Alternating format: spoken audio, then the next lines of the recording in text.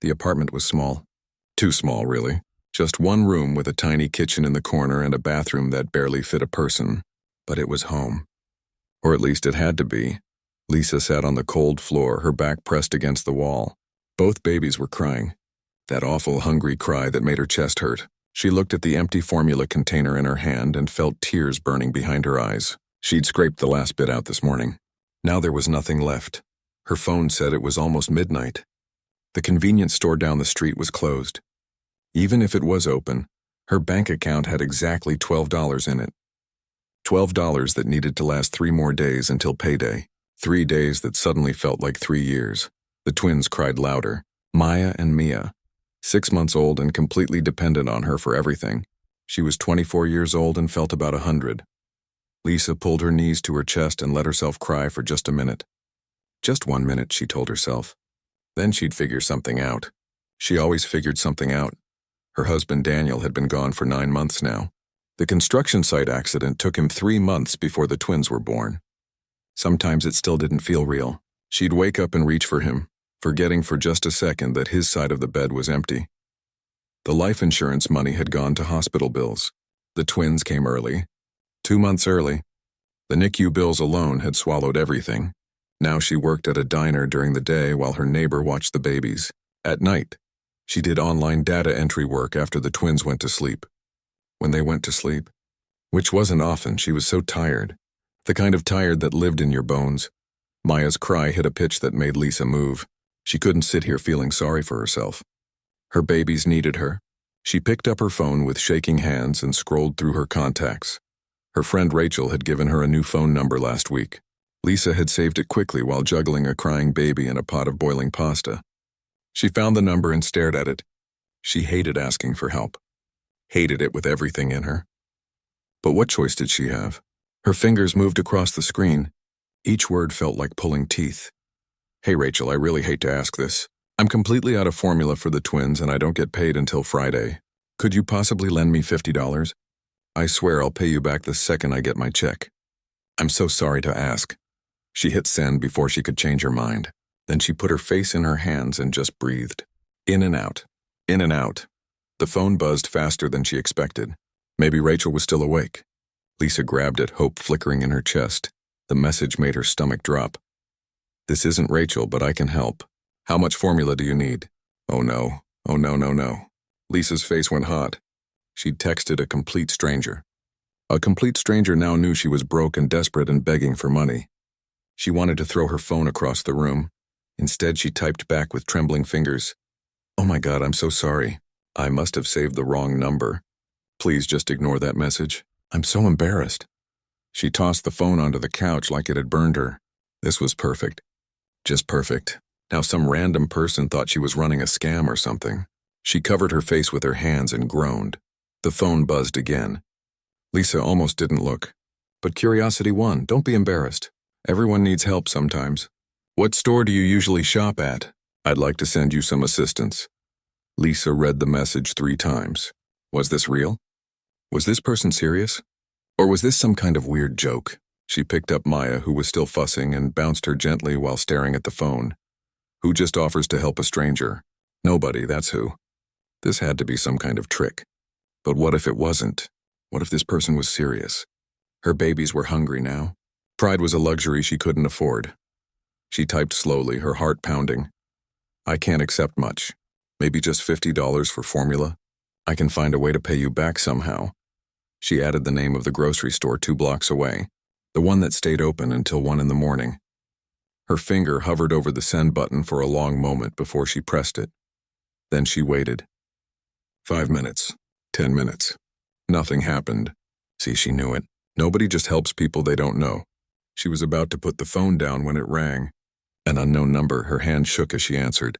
Hello? Hi, is this the person who needs baby formula? The voice was male, calm, professional sounding. Yes, this is... Look, I'm sorry about the text. You don't have to... I just spoke with the manager at the grocery store you mentioned. He interrupted gently. They're putting together a delivery for you. It should arrive within the hour. Lisa's throat closed up. What, I can't... How much did you spend? Enough for formula, diapers, and some other basics. Don't worry about the amount. But I don't even know you. I can't just take money from a stranger. I'm not that kind of person.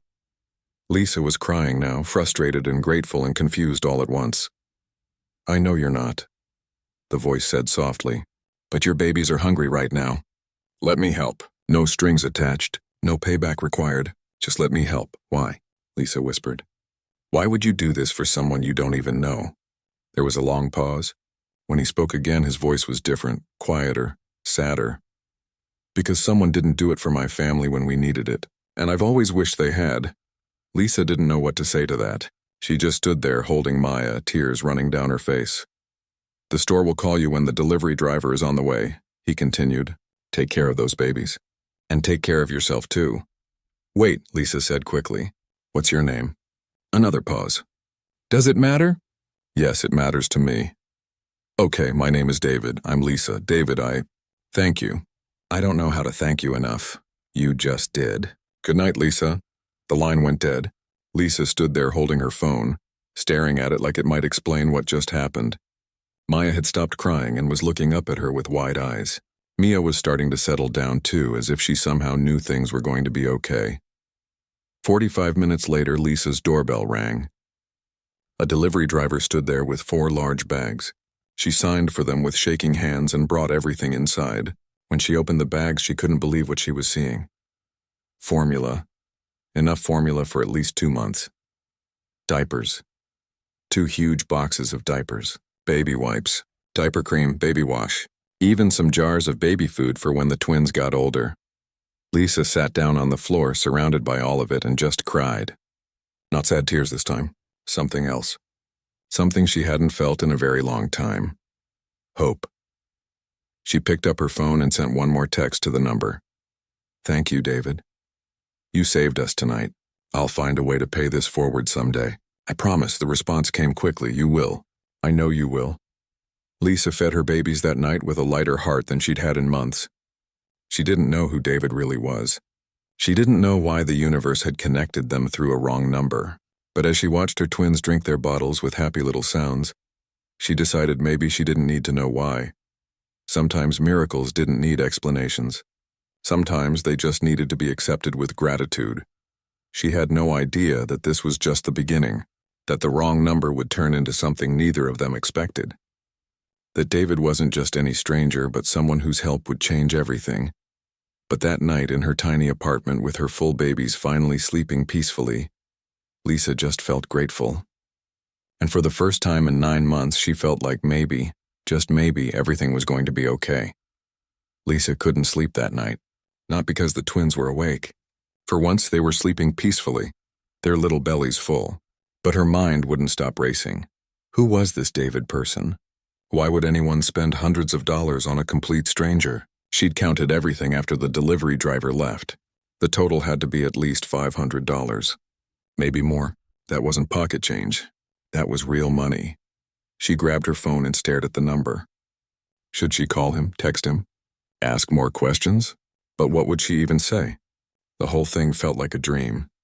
A weird, wonderful, confusing dream. By morning, Lisa had made a decision. She needed to know who this person was. Not to bother him or ask for more help. Just to understand, because in her experience, nobody did something this generous without a reason, and she needed to know what that reason was. She typed the number into a search engine. Nothing came up. Of course it didn't. That would be too easy. Then she remembered something. When David had called, he'd mentioned talking to the store manager. Maybe they knew something. Lisa bundled up the twins and walked the 2 blocks to the grocery store. The morning manager, Mrs. Patterson, knew her.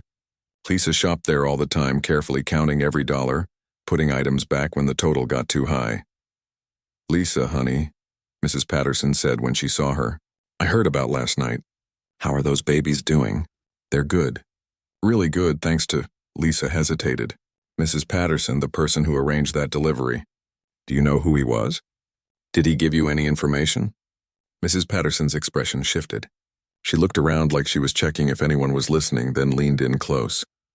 Honey, I'm not supposed to say anything. He specifically asked me not to. But... She paused, biting her lip. Look, I Googled the name on the credit card after the order went through. Because I was curious, you know? The amount he spent was crazy. Lisa's heart was pounding. And? David Chen, he owns some big tech company downtown. Tech venture something. Lisa, that man is rich. Like really rich. I saw articles about him. He's some kind of CEO. Lisa felt like the floor had disappeared under her feet. A CEO? She'd texted a CEO by mistake? And he just helped her? That didn't make any sense. Rich people didn't help random broke girls who sent them wrong number texts. That wasn't how the world worked. Are you sure? Lisa whispered. Honey, I'm sure. His picture was in some business magazine. Same name on the card. Mrs. Patterson squeezed her hand. Whatever you did, you must have one heck of a guardian angel. Lisa walked home in a daze. As soon as she put the twins down for their nap, she pulled out her laptop. The old thing took forever to start up, but finally the search engine loaded. She typed in David Chen Tech Venture and hit enter. Her screen filled with results, articles, photos, press releases. There he was, David Chen, founder and CEO of Tech Venture Industries. The articles talked about billions. With a B, they called him a genius, a self-made success story, one of the youngest CEOs in the tech industry. Lisa stared at a photo of him speaking at some conference. He looked young, maybe mid-30s. Professional suit, confident smile. This was the person who'd helped her. This was the voice on the phone who'd been so kind. She kept reading. One article caught her eye. An interview from a few years ago. The reporter had asked about his childhood. David's answer was brief but hit Lisa like a truck. I grew up poor. My mother worked multiple jobs just to keep us fed. I built this company because I never want to forget what it feels like to struggle. Success means nothing if you can't help others along the way. Lisa closed her laptop and just sat there. She understood now, or at least she thought she did. This wasn't about her. This was about his mother, about his past. She'd accidentally reached out to the one person in the world who actually understood what she was going through. But understanding why didn't make accepting it any easier. $500 was nothing to a billionaire, but it was everything to her. And that made her feel small. Grateful, yes, but also small. Her phone buzzed. A text from the same number. I hope the babies are doing well today. Lisa stared at the message. Her fingers hovered over the keyboard. Should she tell him she knew who he was? Should she pretend she didn't? Finally, she just typed the truth. They're perfect. David, I know who you are now. I looked you up. The 3 dots appeared immediately, showing he was typing. They disappeared. Appeared again. Disappeared. Finally, a message came through. Does it change anything? Lisa thought about that. Did it? She typed back. It makes it harder to accept. You're a CEO. I'm a waitress living in a tiny apartment. This feels like too much. Would it feel like too much if I was just a regular person? Maybe, I don't know. I'm not used to accepting help, I can tell. But Lisa, can I be honest with you? Please. When I got your text, I almost deleted it. I get spam messages all the time. But something stopped me. And I'm glad it did. Not because you needed help, but because helping you helped me too. Lisa frowned at her phone. How did helping her help him? She typed back. I don't understand. Can I call you? This is easier to explain over the phone. Lisa's stomach flipped. Okay. The phone rang 30 seconds later. Hi, David's voice came through. It sounded different than the first call. Less formal. More real. Hi, Lisa said, sitting down on her old couch. I haven't told many people this story, David began, but I want you to understand where I'm coming from. Is that okay? Of course, he took a breath. Lisa could hear it through the phone. When I was a kid, we were broke. Really broke. My dad left when I was little. My mom did everything she could. She worked as a cleaner at a hotel. Then she'd work night shifts at a convenience store. She barely slept. I remember watching her fall asleep standing up while making me breakfast. Lisa's throat tightened. She knew that exhaustion. She lived it every day. When I was 7, she got sick, David continued. His voice got quieter. She needed medicine. Expensive medicine. She didn't have insurance. She didn't have savings. So she reached out to my aunt, her sister, sent her a text asking for help, begging really. Lisa waited, her heart breaking for the little boy in this story. My mom got the wrong number. She'd saved it wrong or something. And whoever got that text, they just ignored it. Never responded, never helped. David paused. My mom's condition got worse. By the time she finally got treatment through a free clinic, it was too late. The damage was done. She died when I was 12, David, Lisa whispered. I'm so sorry. I've spent my whole adult life wondering what would have happened if that person had responded. If they'd helped. Would my mom still be here? He cleared his throat. When I got your text, I saw a chance to be that person. The person who doesn't ignore the call for help.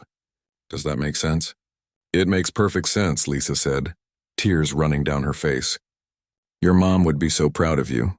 I hope so, David said softly. But Lisa, here's the thing. You're not taking charity from me. You're giving me something too.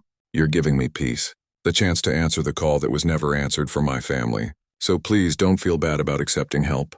You're actually helping me heal something that's been broken for a long time. Lisa wiped her eyes. I never thought of it that way. Most people don't, but it's true. His voice got a little lighter. Besides, $500 is nothing. Trust me. I spent more than that on lunch with boring investors last week. Lisa laughed despite herself. That's insane. It really is. Rich people waste money on the dumbest things. At least this money went somewhere that matters. They talked for another 20 minutes. About nothing important. About everything important. About being young parents. About loss. About hope. It felt natural. Easy. Like talking to an old friend instead of a stranger she'd texted by mistake. When they finally said goodbye, Lisa felt different.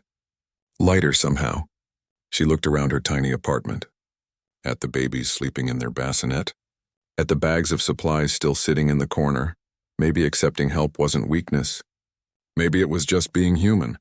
And maybe, just maybe, this wrong number was the right thing that happened at exactly the right time. She had no idea that David was sitting in his fancy office downtown, smiling at his phone like an idiot. His assistant walked by and did a double take. She'd never seen the boss look that genuinely happy. Everything okay, sir?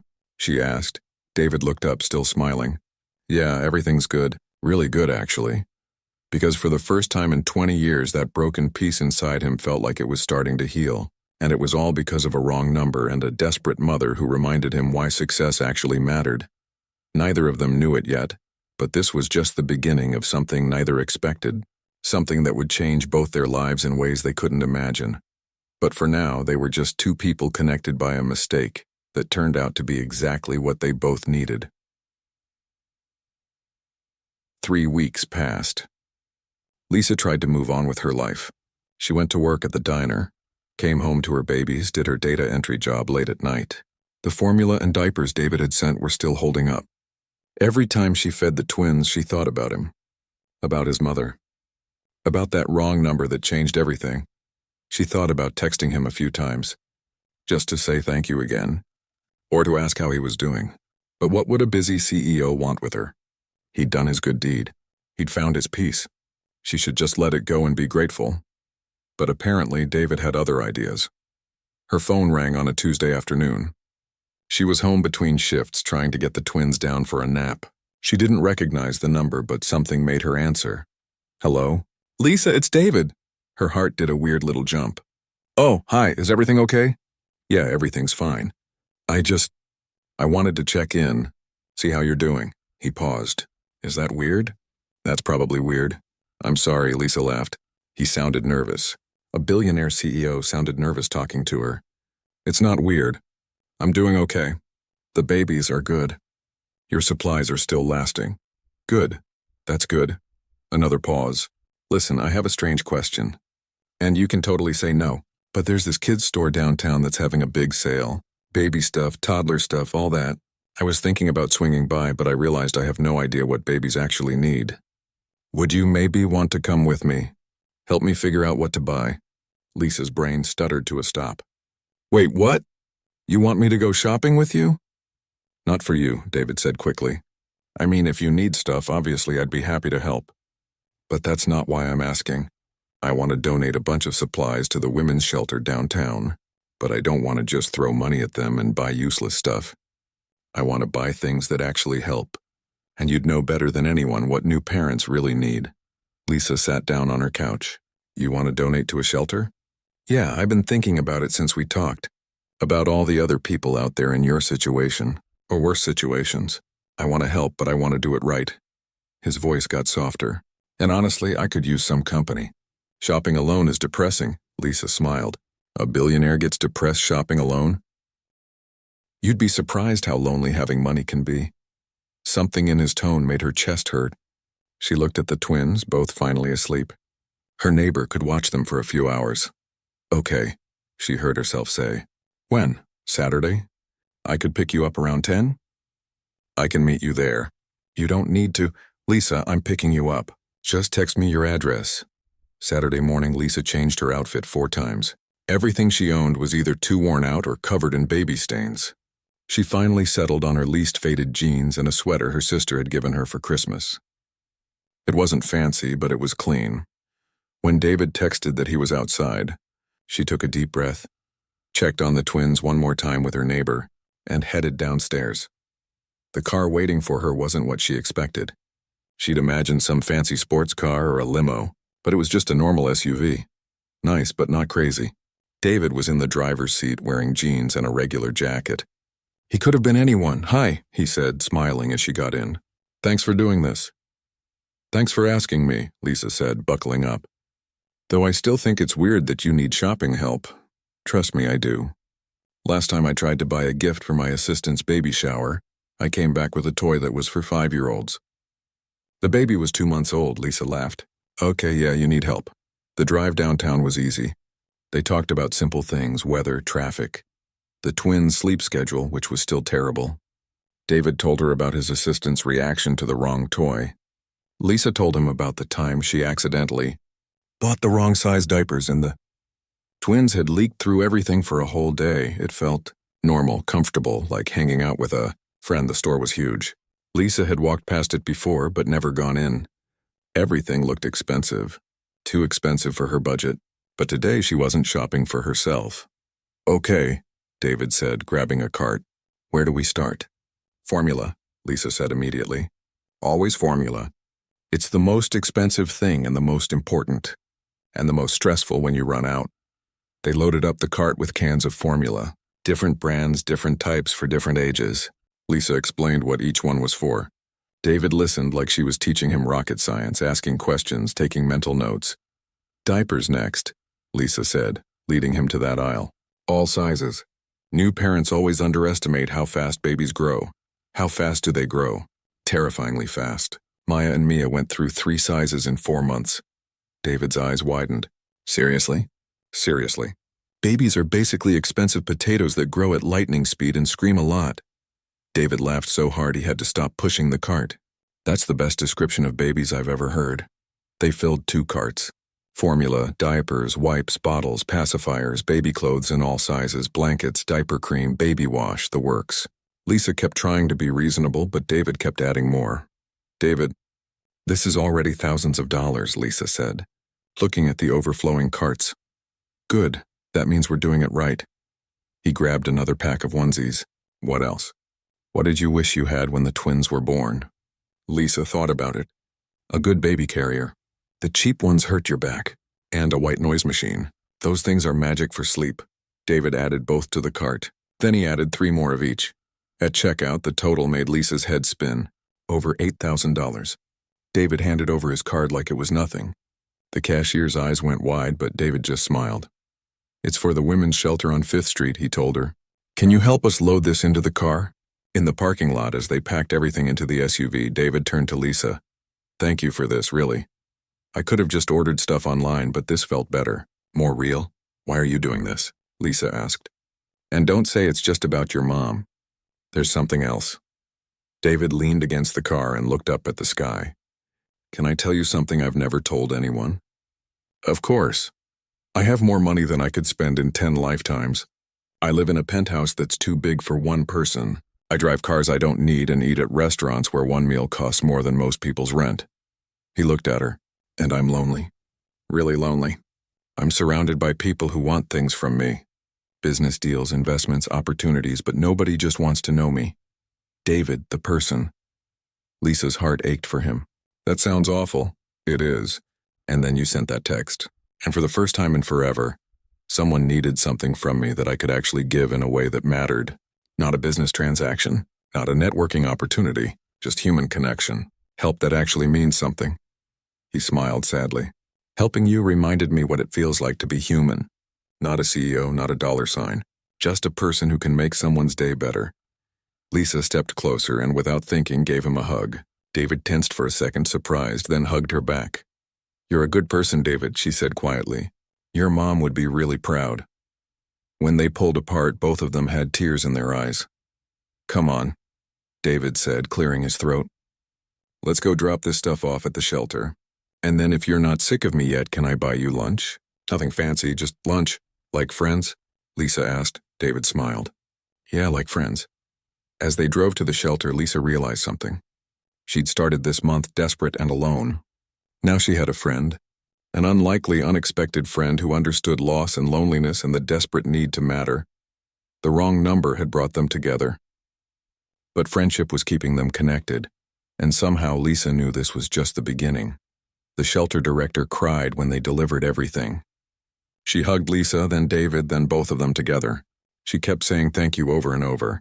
As they left, David turned to Lisa. Same time next month? You want to do this again? Every month. If you'll help me, he grinned. I still don't know what babies need, Lisa laughed. Deal, but next time I'm teaching you about toddler supplies. Those are a whole different category. I'm scared already. They had lunch at a small diner. Not fancy at all. Just burgers and fries and conversation that flowed like they'd known each other for years instead of weeks. Neither of them noticed how natural it all felt. How easy, how right, but the universe noticed. And it had more plans for both of them than either could imagine. 2 months had passed since that first shopping trip. David had kept his promise.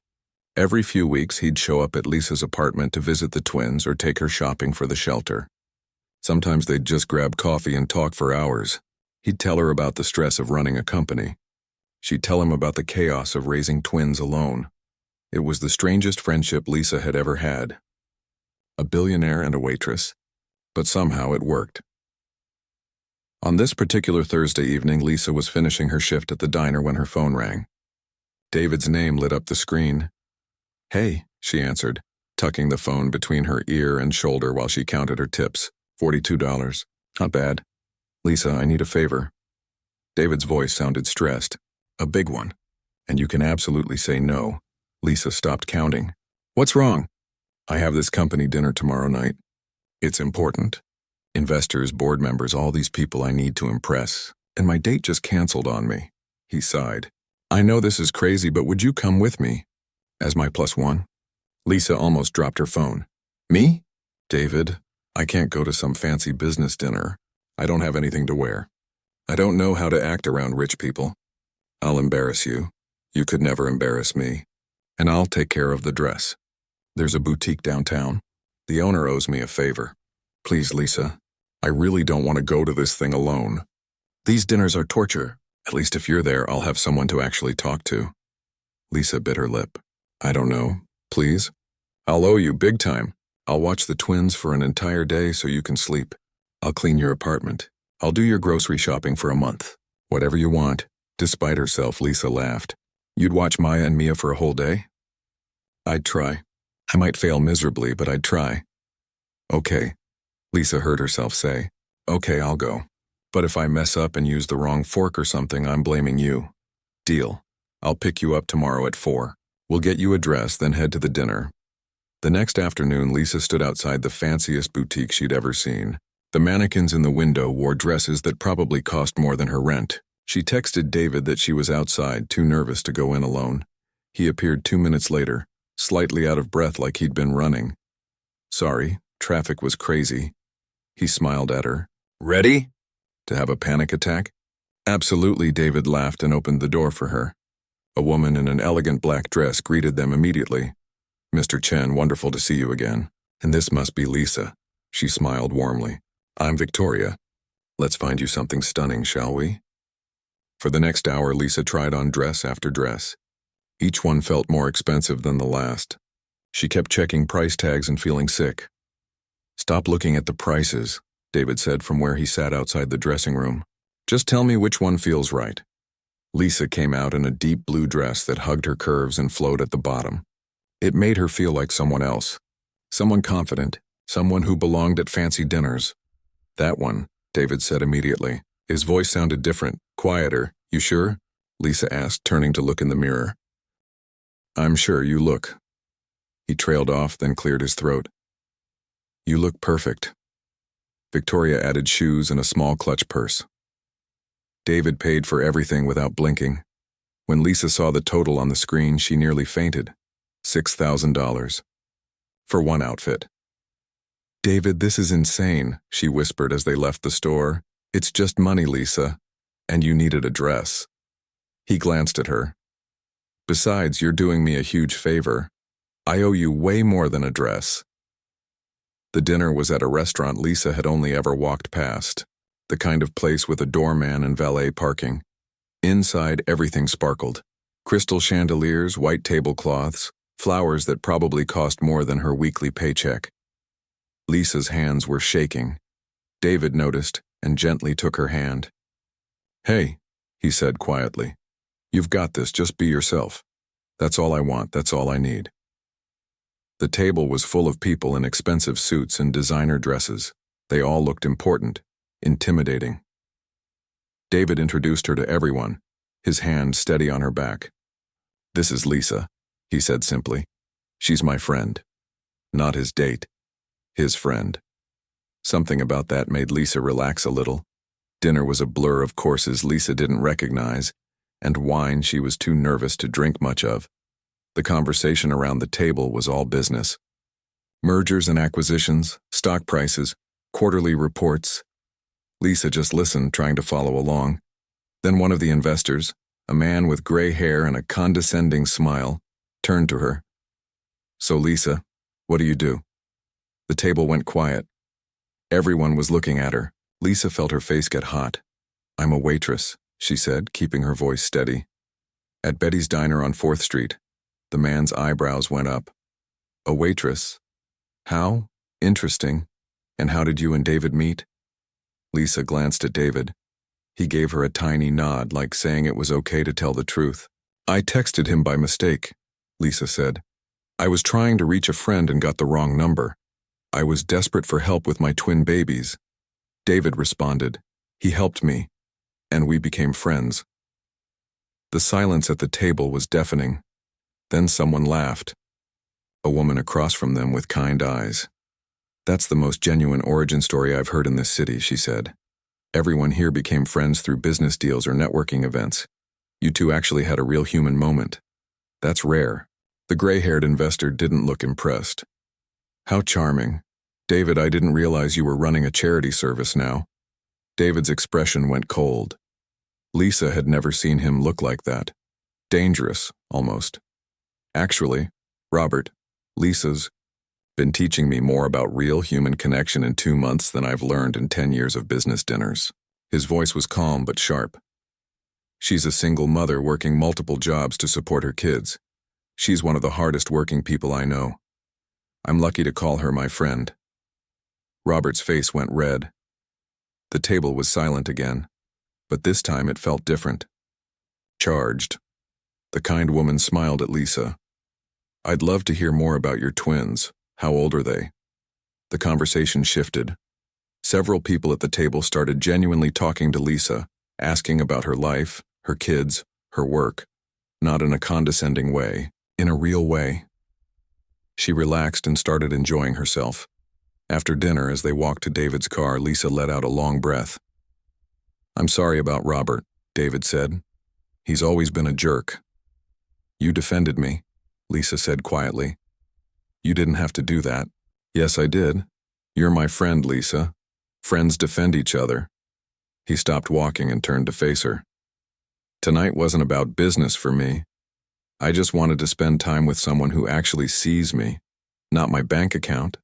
Not my company. Just me. Lisa looked up at him. In the streetlight, he looked tired. Lonely. Human. I do see you, she said.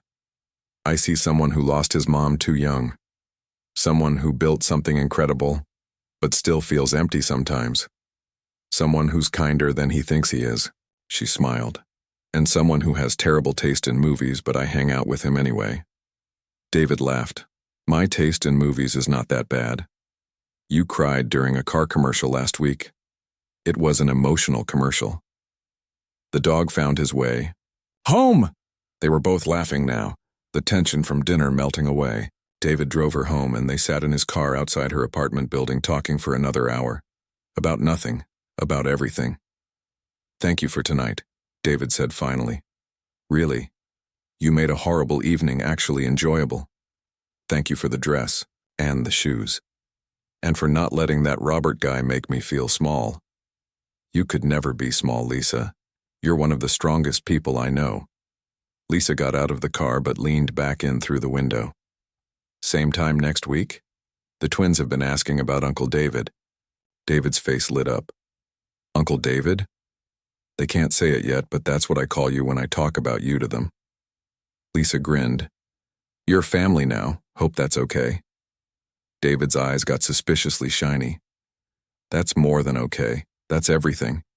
As Lisa walked into her building, she realized something had shifted tonight. Their friendship had deepened, become something more solid, more real.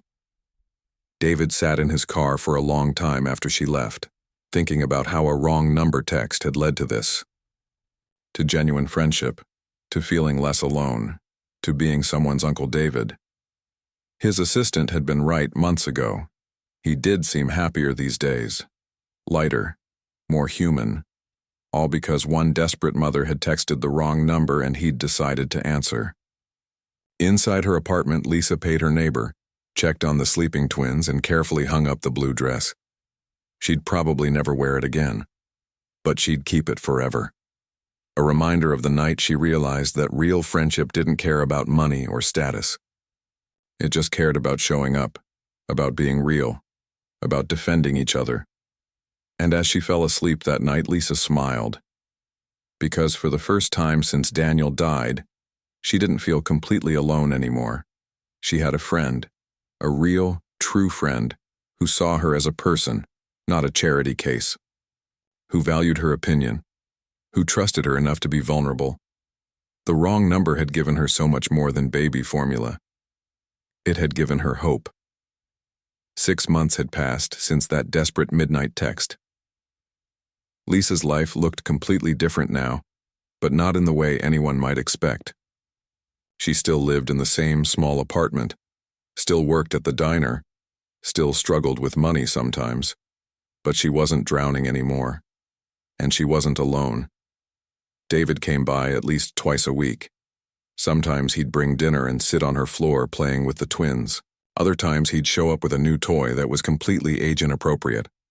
And Lisa would have to explain that 9-month-olds couldn't use a bicycle yet. But they'll grow into it, David would argue. And Lisa would just shake her head and laugh. On this particular Saturday morning, Lisa woke up to 17 missed calls. Her heart jumped into her throat. That many calls meant something was wrong. She grabbed her phone and saw they were all from David. She called him back immediately. David, what's wrong? Are you okay? Lisa. His voice sounded strange, choked up. Can you come to my office, please? I need to talk to you about something. Now? David, it's 7 in the morning. I've got the twins. Bring them, please. It's important. 20 minutes later, Lisa was in a taxi heading downtown with 2 babies in carriers and a diaper bag that weighed more than both of them combined. She'd never been to David's office. He'd always come to her. The building was massive, all glass and steel, reaching into the sky. Security let her up when she gave David's name. The elevator seemed to take forever. David was waiting when the doors opened. He looked terrible. His hair was messy, his shirt wrinkled, like he hadn't slept. David, what happened? Lisa asked, fear creeping into her voice. He didn't answer. Just led her into his office. It was huge, with windows overlooking the entire city. But Lisa barely noticed. She was too focused on David's face. Sit down, he said gently. Please. Lisa sat, the twins in their carriers at her feet. Her hands were shaking. David sat across from her and pulled out a folder. A thick one. I did something, he said quietly. And I need to tell you about it before you find out another way. Because if our friendship means anything, you deserve the truth from me. Lisa's stomach dropped. You're scaring me. Remember when you told me about your husband, about the accident? David's voice was careful, controlled. Of course I remember. You mentioned the construction company never paid the settlement they promised. That they had lawyers who made it too expensive to fight. Lisa's throat tightened. David, what did you do? I bought the company. He said it simply, like he'd bought groceries. 3 months ago. I've been working behind the scenes, restructuring it, making sure it follows safety regulations, and I had my lawyers look into your case. Lisa couldn't breathe. Why would you do that? Because it wasn't right. What they did to you, to Daniel's memory, it wasn't right. David pushed the folder across to her. The company owed you $500,000 in settlement money. They used legal loopholes to avoid paying. My lawyers closed those loopholes. The money is yours, Lisa. It always should have been. Lisa stared at the folder like it might bite her. $500,000? It's not from me. It's from them, the company that should have paid you a year ago. I just made sure they finally did. David leaned forward. But there's something else. Something I need you to understand before you hate me. I could never hate you. Don't say that yet. He took a breath.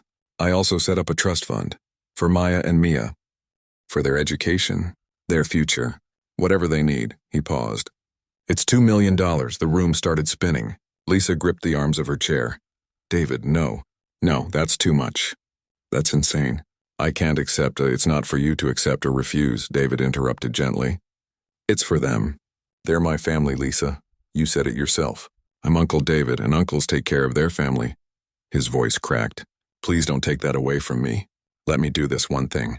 Let me make sure those girls never struggle the way we did. Tears were streaming down Lisa's face. This is too much. You've already done so much. I haven't done enough. David moved to kneel in front of her chair. Lisa, you gave me my humanity back. Before that text, I was just going through the motions. Working, making money, feeling empty. You reminded me what matters. What actually matters, he wiped his own eyes. That's worth more than any amount of money I could ever give you. Lisa looked at him. Really looked at him. This man who'd answered a desperate text at midnight. Who'd spent hundreds of thousands helping strangers at shelters. Who sat on her apartment floor making funny faces at babies who weren't his. Who defended her at a fancy dinner when someone tried to make her feel small. You're my best friend, she whispered. Do you know that? My best friend in the whole world. David smiled through his tears. You're mine too. Maya started fussing in her carrier. Without thinking, David reached down and picked her up, bouncing her gently. She calmed immediately, staring at his face with wide eyes. See? Lisa said, laughing and crying at the same time. She knows her Uncle David. They spent the rest of the morning in his office. David's assistant brought coffee and looked completely shocked to see her boss sitting on the floor with a baby in each arm, making ridiculous cooing sounds. Sir, you have a board meeting in 20 minutes, she said carefully. Cancel it. David replied, not looking up from Mia, who was grabbing his nose. But sir, Rebecca, these are my nieces. The board can wait. Rebecca looked at Lisa, who just shrugged and smiled. Then Rebecca smiled too. A real smile. I'll reschedule everything, she said. Take your time. Over the next few weeks, Lisa had to adjust to a new reality. The settlement money was real. The trust fund was real. Her daughters would go to college. They'd have opportunities she'd only dreamed of. But the money wasn't what changed her life. Not really. What changed her life was having someone who showed up. Who cared. Who became family not because of blood or obligation, but because of choice. Lisa did eventually move to a bigger apartment. 2 bedrooms, so the twins could have their own room. David helped her move, complaining dramatically about how many baby items one person could own. They're 9 months old, he groaned, carrying another box. How do they have more stuff than me? Because their Uncle David keeps buying them things, Lisa shot back. She went back to school. Online classes at night, working toward a business degree. David offered to pay, but Lisa refused. The settlement money was for the twins' future and her security. Her education was something she wanted to earn herself. David respected that. That was the thing about their friendship. He never pushed. Never made her feel small. Just supported her in whatever way she needed. One evening, almost a year after that first text, they sat on Lisa's new couch. The twins were finally asleep. David had brought Thai food. They were watching a movie neither of them was paying attention to. "Can I ask you something?" Lisa said during a commercial. "Always. Do you ever think about how crazy this is? That a wrong number changed both our lives?" David thought about it. "I think about it every day. How close I came to deleting that text. How different everything would be if I had. I'd probably still be sitting on my old apartment floor, trying not to cry while my babies screamed. And I'd still be sitting in my penthouse, surrounded by everything and feeling completely empty." David looked at her. "You saved me, Lisa. Just as much as I helped you. Maybe more." "We saved each other," Lisa said softly. "Yeah, we did." The movie played on. Outside, the city buzzed with life. Somewhere out there, someone else was probably sending a wrong number text, making a mistake that might change everything. Lisa's phone buzzed. A text from her friend Rachel. The real Rachel, whose number she'd been trying to reach that desperate night. "Hey girl, sorry I've been MIA, new job is crazy. How are the twins?" Lisa smiled and showed David the message. "Should I tell her?" she asked. "About the wrong number? About everything? What would you say?" Lisa thought about it, then typed, "The twins are perfect, and I'm doing great. Better than I ever thought possible. Life is really, really good." She hit send and put her phone down. "You didn't tell her about me," David noted. "Some things are too big for a text message," Lisa said. "Besides, how would I even explain you? Hey, Rachel, I meant to text you for help but accidentally texted a billionaire instead, and now he's my best friend and my daughter's favorite person." David laughed. "When you put it that way, it does sound insane." "It is insane. It's the most insane, wonderful, unexpected thing that's ever happened to me." "Me too," David said quietly. On the screen, the movie played its happy ending, but Lisa and David weren't watching. They were just sitting there, two people who'd found each other in the most unlikely way, grateful for a mistake that turned into the best thing in both their lives. Maya and Mia slept peacefully in the next room, safe and loved and with a future full of possibilities. And Lisa, who'd once been so desperate she'd begged a stranger for $50, now had something worth more than any amount of money. She had hope. She had security. She had a future. But most importantly, she had a friend who'd answered when she needed help most. Sometimes the wrong number is exactly the right call. And sometimes, the best things in life come from the mistakes we never planned to make.